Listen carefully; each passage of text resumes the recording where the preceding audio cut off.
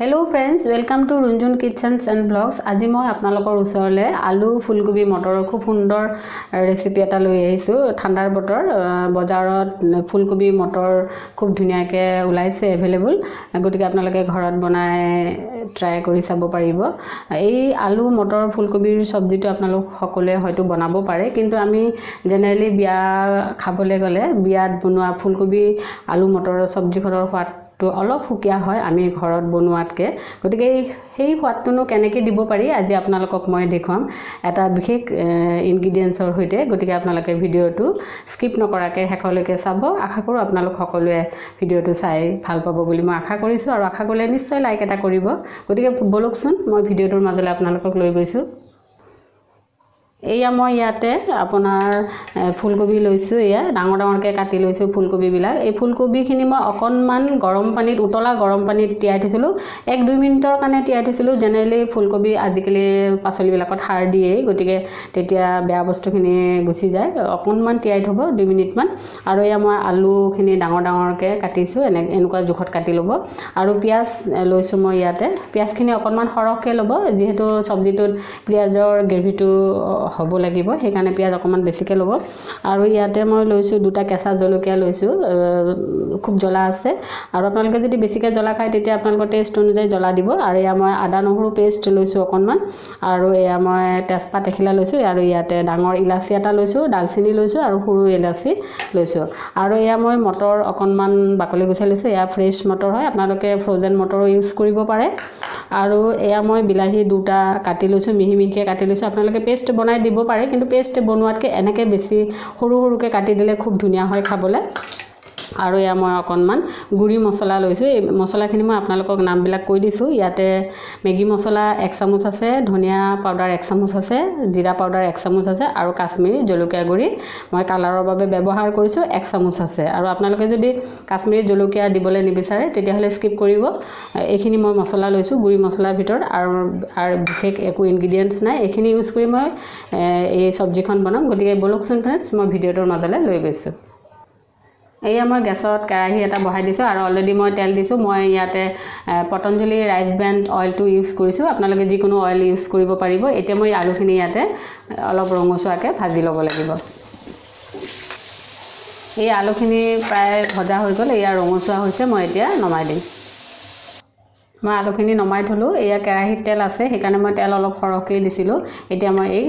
ফুলকবিখিনিও ভাজি লম এই ফুলকবিখিনি মই এইকাৰণে বেলেগকে ভাজিছো কিয়নো আলুখিনি ভাজিবলৈ অকনমান সময় লাগে আৰু ফুলকবিখিনি বেছি সময় নালাগে এইকাৰণে মই সেপাৰেটলি ভাজি লৈছো আপোনালোকেও তেনেদৰে ভাজিব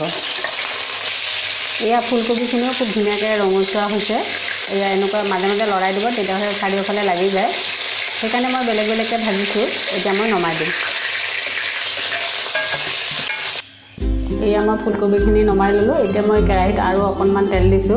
এতিয়া মই ইয়াতে আপোনালোকক ফাইনাল প্ৰসেছটো দেখুৱাইছো এয়া মই জিৰা গুটি দি দিলো ইয়াতে গোটা জিৰা আৰু তেজপাত এখিলা দি দিলো আৰু ইলাচি দালচিনি খিনি মই দি দিলো এইখিনি অকনমান গুণ ওলোৱা যেন পালে এয়া খুব ধুনীয়াকৈ গুণ ওলালে এতিয়া মই ইয়াতে পিঁয়াজখিনি দি দিম এয়া পিঁয়াজখিনি অকনমান কালাৰ চেঞ্জ হৈছে এতিয়া মই ইয়াতে আদা নহৰু পেষ্টখিনি দি দিম আৰু এই কেঁচা জলকীয়া দুটা দি দিম আপোনালোকে যদি জলকীয়া বেছি খায় তেতিয়াহ'লে বেছিকৈ দিব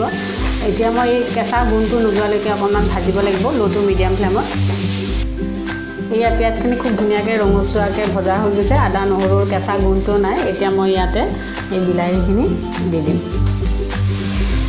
বিলাহীখিনি এনেকৈ মিহি মিহিকৈ কাটি ল'ব আৰু এই বিলাহীখিনি দিয়াৰ লগে লগে মই ইয়াতে নিমখ দি দিছো নিমখটো অকনমান দিব প্ৰথমতে এয়া দিছো এটা জুখত দিব আপোনালোকে কিয়নো এই বিলাহীখিনি তেতিয়াহে সুন্দৰভাৱে গলি যাব আৰু এইখিনি অকনমান মই ভাজি লম এতিয়া লো টু মিডিয়াম ফ্লেমত যেতিয়া বিলাহীখিনি মেচ হৈ যাব তাৰ পিছত মই বাকিবোৰ বস্তু এড কৰি গৈ থাকিম এয়া বিলাহীখিনিও খুব ধুনীয়াকৈ মেচ হৈছে অকনমান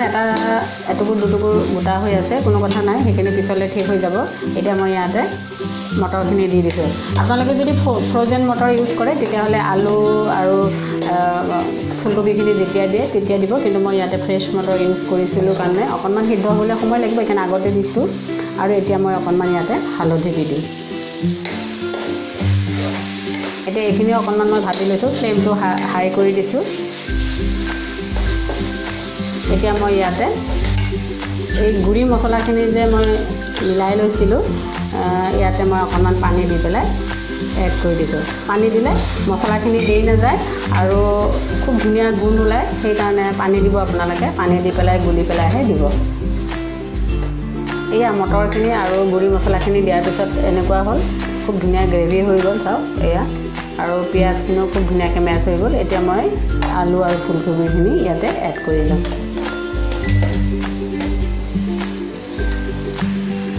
এই এতিয়া মই খুব ধুনীয়াকৈ মিক্স কৰি দিম এয়া মই খুব ধুনীয়াকৈ মিক্স কৰি ল'লোঁ মছলাখিনিৰ লগত এতিয়া মই ইয়াতে আকৌ অকণমান নিমখ দি দিছোঁ নিমখটো মই প্ৰথমতে অকণমান দিছিলোঁ আৰু এতিয়া আলু আৰু ফুলকবিখিনি দিয়াৰ পিছত আৰু অকণমান দিলোঁ গতিকে আপোনালোকে নিমখটো দিওঁতে অলপ কনচিয়াছলি দিব এতিয়া মই এইখিনি ফ্লেমটো আকৌ মই বঢ়াই দিছোঁ এতিয়া মই ইয়াতে গৰম পানী দি দিম বহুত বেছি নিদিব এটা জোখত দিব দেই মই এয়া মই পানী দি দিলোঁ এয়া চাওক ইমানটোমান জোখত পানী দিব বহুত বেছি নিদিব নহ'লে একেবাৰে গোটেইখিনি মেছ হৈ গুচি যাব আৰু ফুলকবিবিলাক এনেকুৱা টুকুৰা টুকুৰা হৈ নাথাকিব তেতিয়া খাবলৈ ভাল নালাগিব এনেকুৱা টুকুৰা হৈ থাকিব এনেকৈ জোখত পানী দিলে এতিয়া মই এইখিনি ঢাকনি এখন লগাই দিম আৰু ফ্লেমটো ল' টু মিডিয়াম ফ্লেমত দি দিছোঁ চেক কৰিম ৱাও কিমান ধুনীয়া হৈছে আৰু ইমান ধুনীয়া স্মেল ওলাইছে একেবাৰে খাওঁ খাওঁ লাগিছে আঞ্জাখন অলমষ্ট হৈছে দেখিলে গম পোৱা হৈছে আৰু আলু এয়া সিজি গৈছে আৰু আপোনাৰ এয়া চাওক অকণো ভঙা নাই ইমান গোটা গোটাকৈ হৈ আছে আৰু গ্ৰেভিটোও খুব ধুনীয়া হৈছে এতিয়া মই ইয়াতে আপোনালোকক যে কৈছিলোঁ মই বিশেষ এটা ইনগ্ৰিডিয়েণ্টছ ইয়াতে এড কৰিম আৰু যাৰ ফলত এই চব্জিখন খাবলৈ বিয়া বাৰুত বনোৱাৰ নিচিনাকৈ হৈ যায় এতিয়া মই ইয়াতে এয়া গৰু ঘিউ লৈছোঁ সৰু চামুচেৰে 1 চামুচ হ'ব এই গৰু ঘিউখিনি মই ইয়াতে দি দিম আপোনালোকে যদি গৰু ঘিউ নেখায় তেতিয়াহ'লে নিদিব পাৰে স্কিপ কৰিব পাৰে কিন্তু এই গৰু ঘিউখিনি দিয়াৰ ফলতহে সেই বিশেষ তৰকাৰীখনৰ সোৱাদটো হয় বিশেষ সোৱাদটো হয় আমি ঘৰত ৰন্ধাতকৈ গতিকে এই ইনগ্ৰিডিয়েণ্টছটো আপোনালোকে দিবই লাগিব আৰু মই ইয়াতে অকণমান আজিকালি খুব ধুনীয়াকৈ বজাৰত ধনিয়া পাত ওলাইছে ফ্ৰেছ ধনিয়া পাত এনেকৈ মিহিকৈ কাটি দিব কাটি দি পেলাই আপোনালোকে এই ঢাকনিখন আকৌ লগাই থ'ব লগাই দি পেলাই একেবাৰে গেছটো অফ কৰি থ'ব তেতিয়াহে ধনিয়া আৰু ঘিউৰ যিটো সুগন্ধ সেই সুগন্ধটো ওলাব সেই কথাটোলৈ মন কৰিব মই দিম এতিয়া অকণমান ঢাকি থৈছিলোঁ